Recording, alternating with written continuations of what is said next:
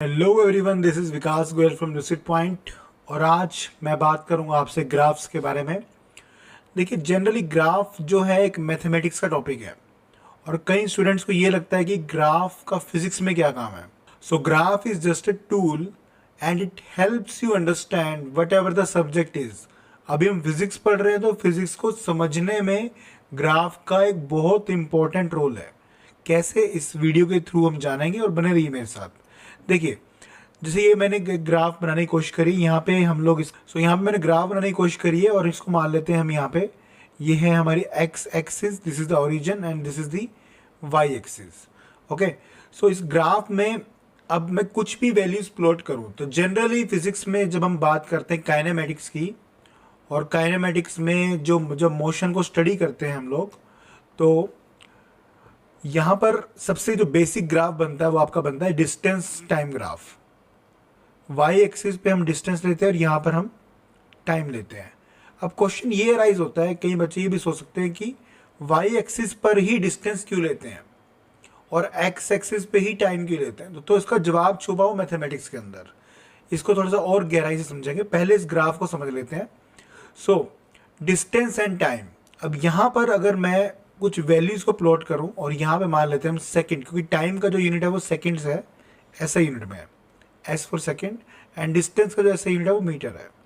तो मान लेते हैं कि यहाँ पे कुछ वैल्यूज हैं, लाइक 1 हो गया, 2 हो गया, 3 हो गया, 4 हो गया और 5। Let's say up to 5 second से यहाँ पे ले लिया और कुछ डिस्टेंस ले लेते हैं हम यहाँ पे around 2 metre, 4 metre, 6 metre, 8 metre और लेट्स से 10 मीटर। ओके, और अब यहाँ पे कुछ वैल्यूज को प्लॉट करते हैं। तो मान लेते हैं कि जो कोऑर्डिनेट्स हमारे थे, जब x1 था तो जो डिस्टेंस था वो 2 था, तो this is the coordinate, like this is what. So ऐसे प्लॉट कर दिया। सो इसे कोऑर्डिनेट क्या हो गए, 1 और 2। तो मैथमेटिक्स के हिसाब से भी समझ सकते हैं, इसे कोऑर्डिनेट हो जाएंगे 1, 2। सो सिमिलरली यहाँ पे 2 पे जब गए तो 2 से ये 4 पे ये वाला कोऑर्डिनेट हो गया। और इस तरह से करते करते आगे कोऑर्डिनेट्स बना सकते हैं। और मान लेते हैं कि ये कुछ स्ट्रेट लाइन यहाँ पे हमारी बन गई है, like this is straight line, like that. Okay, so this is straight line. So now अब स्ट्रेट लाइन को डिस्टेंस टाइम ग्राफ में ये किस तरह का मोशन होना चाहिए। देखिए, यहाँ पे अगर एक टेबल बनाऊँ मैं, एक अलग से टेबल यहाँ पे हम बनाने की कोशिश करते हैं। सो डिस्टेंस जो है वो 2 मीटर है। जब टाइम 2 सेकेंड है तो डिस्टेंस जो है 4 मीटर है। जब 3 है तो मान लेते हैं ये 6 है, कुछ इस तरह, क्योंकि स्ट्रेट लाइन बन रही है। और 4 है तो let's say 8। So like this. Okay, so if you see clearly here, in 1 second the distance traveled in 1 second is 2 meter. Okay, it is 2 meter, and in every second it is 2 meter, like there is a gap of 1 second and there is a gap of 2 meter, 2 to 4, 4 to 6, 6 to 8. Okay, so यहाँ पे हम कह सकते हैं there is a uniform change का मतलब यहाँ पर यह है कि equal change. Uniform means here equal change. Okay, so whenever there is equal change in distance and in time में क्या चेंज है, सिर्फ 1 सेकेंड का, और डिस्टेंस में कितना चेंज है, 2 मीटर का। So that means there is a uniform change in distance and time.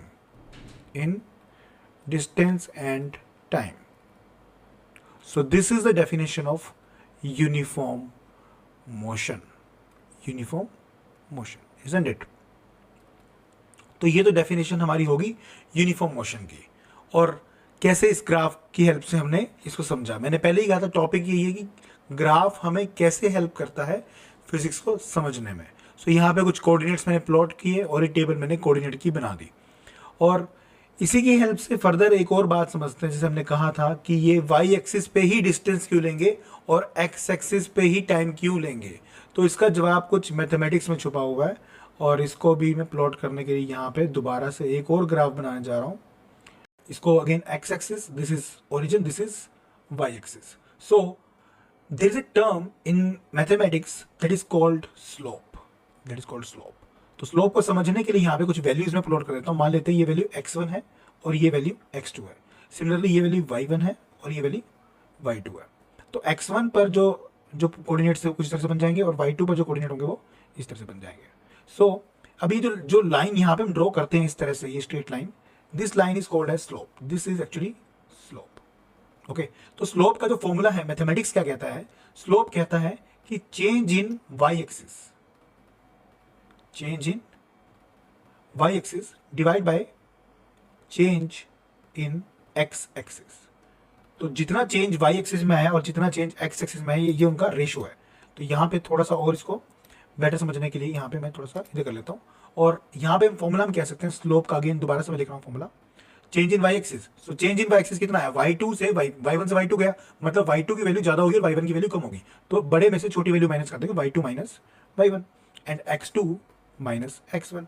अब y2 माइनस y1 जनरली इसको रिप्रेजेंट करते हैं डेल्टा से, delta, this is sine is called, small triangle is called delta, so delta y by delta x, so this slope has become this. Okay, so this is the formula of slope. तो इतनी बात I think आपको यहाँ पे समझ में आ गई होगी। तो स्लोप जो होता है वो change in Y axis divide by change in x axis रहने वाला है। तो इसी की वजह से यहाँ पर जब हम स्पीड का जब फॉर्मूला बनाते हैं, speed, we all know speed is what, how much distance travelled in a unit time, like कितने टाइम में कितना डिस्टेंस आपने ट्रेवल किया। So speed is distance, it is a ratio of distance and time, distance with respect to time, like this. Okay, so that is why you always take distance on the y axis, because on the numerator side you need distance here। और mathematics भी इसको जो है आपको help करता है, slope आपको help करता है ये समझने में, क्योंकि स्लोप का जो फॉर्मूला है वो change in Y axis divide by change in x axis रहने वाला है। So this is how it works. So I hope ये ग्राफ आपको अच्छे से समझ में आ गया। तो इसी की हेल्प से हम कुछ और ग्राफ भी अभी समझ लेते हैं जल्दी से। तो यहाँ पे मैं एक और ग्राफ यहाँ प्लॉट करने जा रहा हूँ, और लेट्स से जल्दी से इसको प्लॉट कर लेते हैं।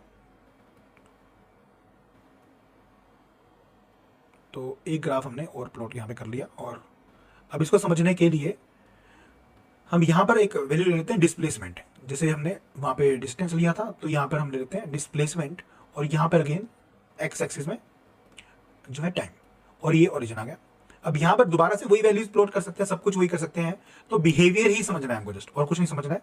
सो बिहेवियर कैसे है कि लाइक अगर स्ट्रेट लाइन ऐसे बनेगी, so it is again uniform motion, और you can say uniform velocity.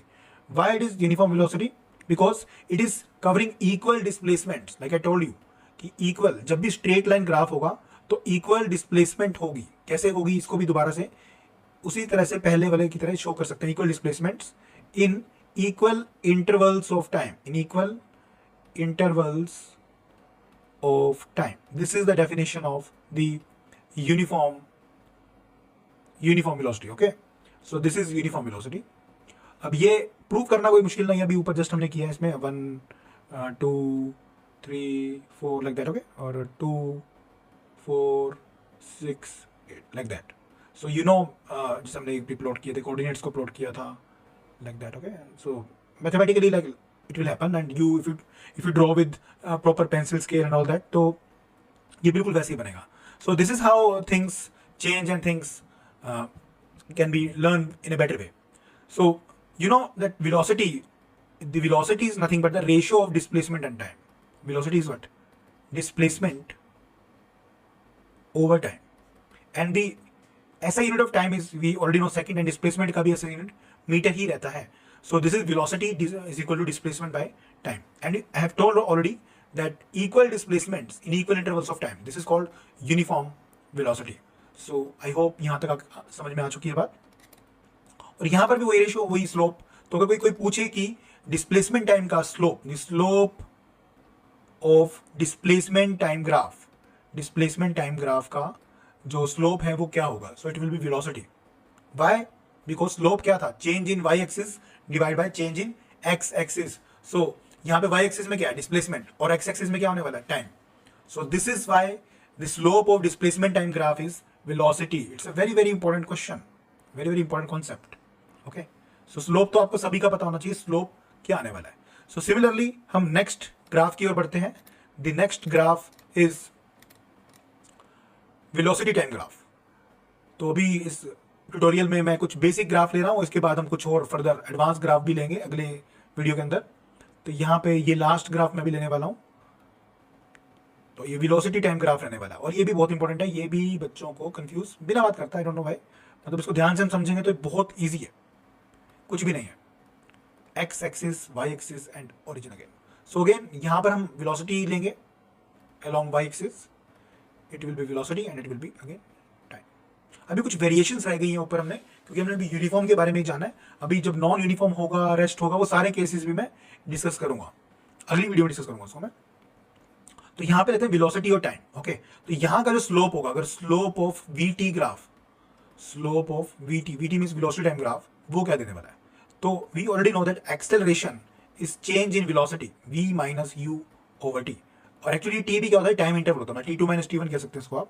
सो यहाँ पर अगर हम वेलोसिटी को मान लो, हम यहाँ पर इसको u मान लें, और यहाँ पर इसको v मान लें, और यहाँ पे इसको t1 मान लें, और यहाँ पे इसको t2 मान लें, और इस तरह से कुछ प्लॉट करें वैल्यूज को कि t1 टाइम पर जो वेलोसिटी थी वो u थी, और जब t2 टाइम आया तो वेलोसिटी कुछ v बन गई। ओके, और मान लेते हैं कि कुछ जो ग्राफ का जो प्लॉट किया इसको, तो ये कुछ स्ट्रेट लाइन बन गई।